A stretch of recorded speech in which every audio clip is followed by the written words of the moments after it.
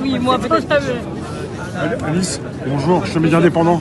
Quel conseil vous pouvez donner aux femmes en ce moment?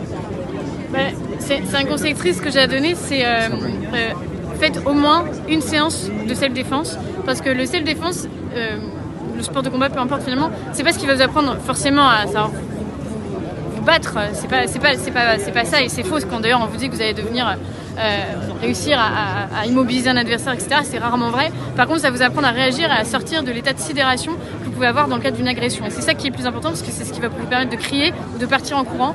Et donc vraiment à toutes les familles, les parents qui se demandent comment aider ma fille, les filles qui se demandent comment éviter une agression, allez faire du self-défense, allez faire du Krav Maga, mais allez faire aussi un sport de combat. En fait, vous allez être habitué à la violence et du coup vous saurez plus rapidement y réagir.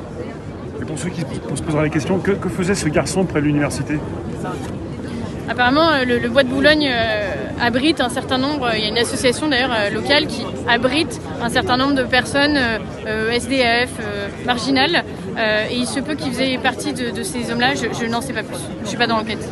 Donc le conseil, c'est un sport de combat, même si elles ne pourront pas terrasser l'homme ou l'agresseur. Exactement, en fait, il y a une distinction physique qui fait que de toute façon c'est rare qu'on puisse réussir à maîtriser un homme à part sur des étranglements, des choses particulières. En revanche, c'est ce qui va vous permettre de sortir de l'état de sidération, et ça c'est ce qui peut vous sauver réellement. Changer de comportement. C'est ça. Alors que eux doivent changer de comportement, mais la femme aussi doit faire Moi, attention à un déclic. Je donne un conseil court terme. Évidemment que des conseils long terme j'en ai, mais c'est plus à nos gouvernants que j'en donnais.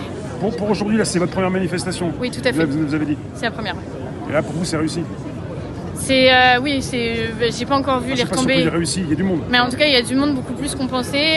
Il n'y a pas eu de soucis, il n'y a pas eu d'infiltration de militants d'extrême gauche à vouloir, tout vers là. Il n'y a pas eu de violence. Moi, j'ai trouvé que tout le monde était d'une grande dignité, d'un grand respect, était auprès des familles. Je pense que les familles se sont senties galvanisées aussi de cette manifestation. Et moi, c'est ça que je voulais faire, leur donner en fait la possibilité de parler au gouvernement directement.